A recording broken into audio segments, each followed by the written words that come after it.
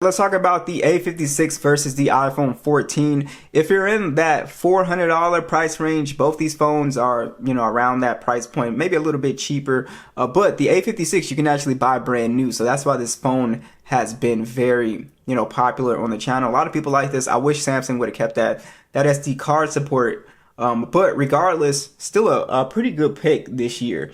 So let's just hop into the, hardware part. As you can see, the iPhone is much smaller, so it's a little bit easier to manage if you have smaller hands. The A56 is a much bigger phone. They both have a premium feel, and they're both glass and metal phones, so that's really nice.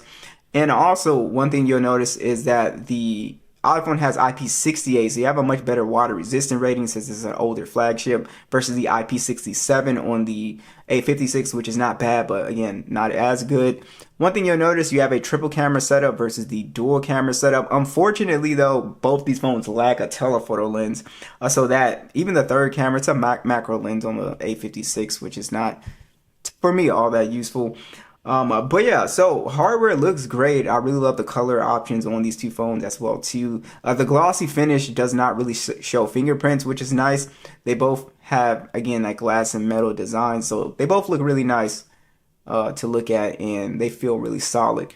Let's talk about the displays here. So on the iPhone, you have a smaller panel. It's a Super Retina XDR OLED panel at 6.1 inches. 1200 nits peak brightness, 1170 by 2532, and it's 460 for the PPI. Has pretty good colors, but the notch is definitely, outdated looking.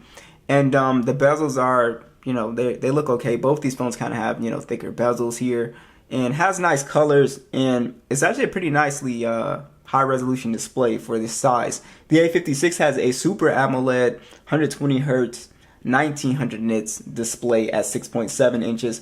It is 1080p 385 for the PPI.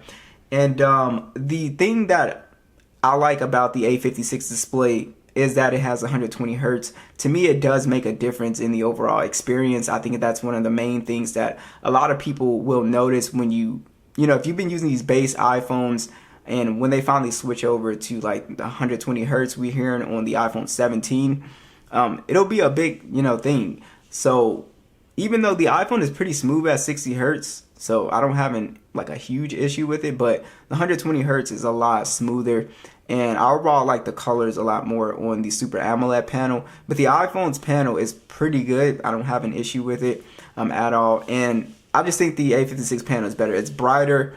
I like the colors a lot more, and it has a more kind of modern look with the punch hole versus the notch. Let's talk about the overall software and the CPU on these two phones. So you're running iOS 18 on the iPhone 14. We have One UI 7 on the A56 here.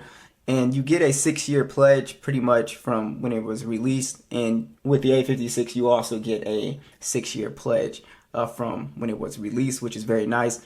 And as you guys can see, the iPhone is going to definitely beat the A56 when it comes to the Geekbench scores. It's overall just going to be, a stronger processor in these benchmarks here.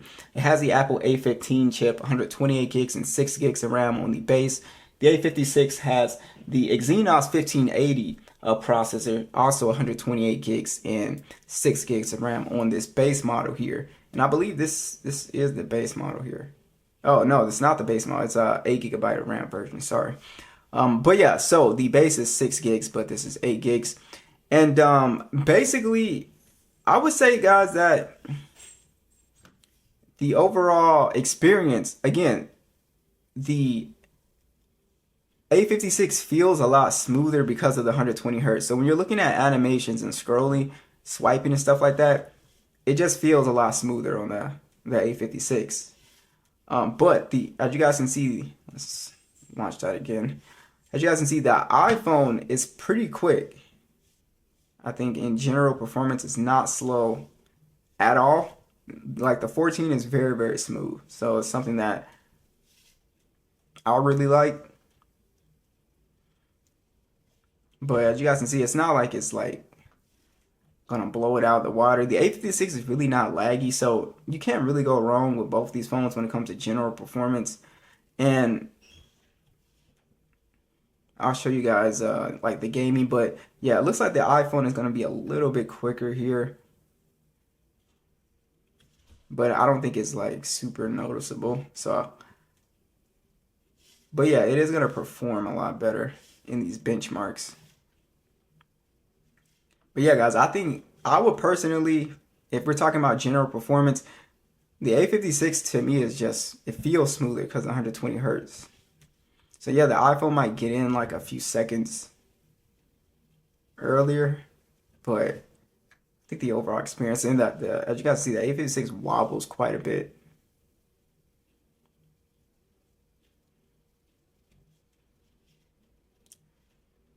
Do YouTube.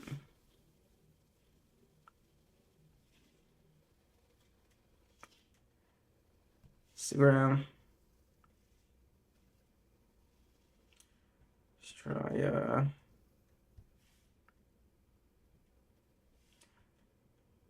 so as you guys can see, not really a huge difference. And if we look into our 3D Mark scores here, again, the iPhone is going to perform a lot better. So the iPhone is the, the more powerful phone here. If you're thinking about longevity and just down the line, then of course the iPhone is going to be, the better bet here. And PUBG is going to feel a lot similar. And both these phones actually don't heat up, but you won't find like, different settings on the A56, unfortunately. So it can only play at 60 frames here. But I would say, since you have a stronger CPU, GPU, gaming, especially down the line, is definitely going to be better on the iPhone here. So if you do play like Genshin and stuff like that, you probably get better performance for sure. And I don't really have heating problems with the 14 either, so that's pretty good. All right, so let's check out these speakers. We're at max volume.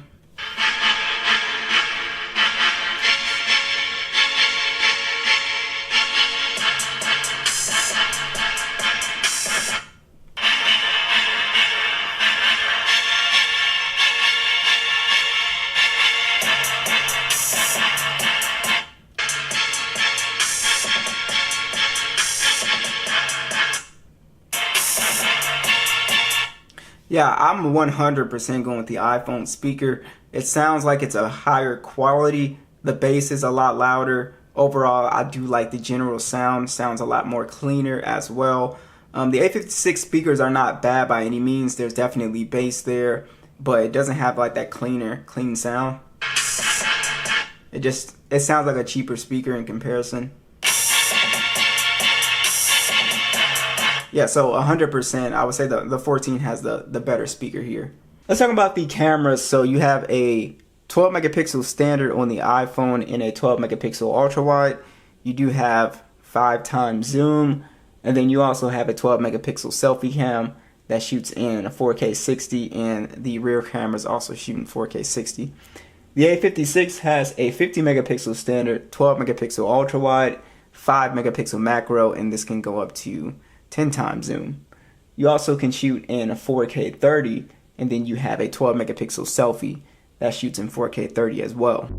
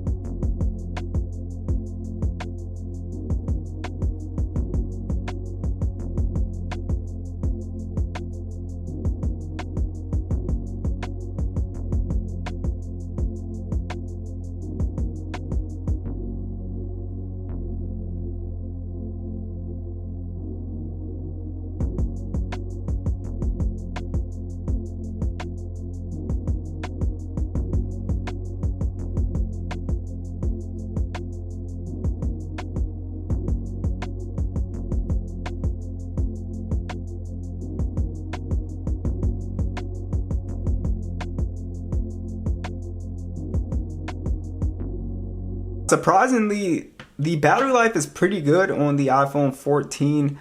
I do think the battery life is better on the A56, and I have very good battery health. The iPhone 14 is, it's good battery life, but my standby time is a lot better on the A56. It has a bigger battery as well too, at a 5,000 milliamp hour battery, and you have faster charging at 45 watts. So I think as far as screen on time and standby time, I think the A56 is a lot better. The iPhone 14 has a smaller battery. It is a 3,279 milliamp hour battery. You also have wireless charging with MagSafe. And I think the 14 battery life is not bad. But like I said, the A56 is better. You can definitely get through the day out of this phone with this phone for sure. So I don't think the screen on time is bad. But if you're trying to decide which one has the best battery life, it's definitely going to be the A56. So what do you guys think? Be sure to let me know, and I'll catch you guys in the next one.